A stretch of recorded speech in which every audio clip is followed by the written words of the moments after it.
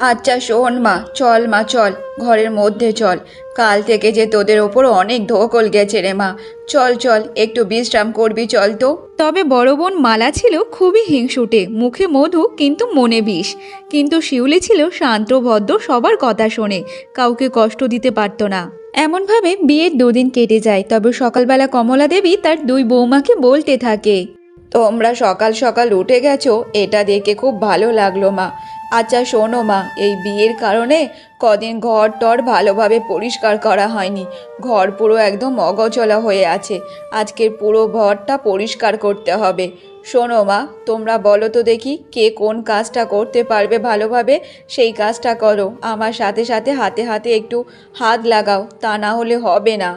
মা, শিউলি তো এখন অনেক ছোট আছে, ও এইসব বুঝবে না। ওকে একটু বিশ্রাম নিতে দিন।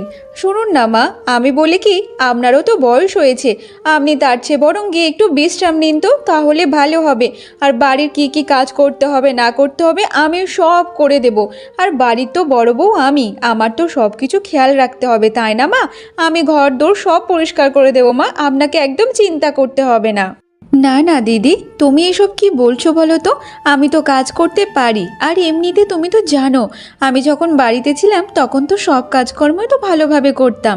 আর শোনো দিদি, তোমাকে চিন্তা করতে হবে না, আমি সব কিছু করতে পারবো। মা, আপনি বলুন তো কি কি করতে হবে না করতে হবে, আপনি আমাকে বলে দিন, আমিও সব কিছু কাজ করতে পারবো।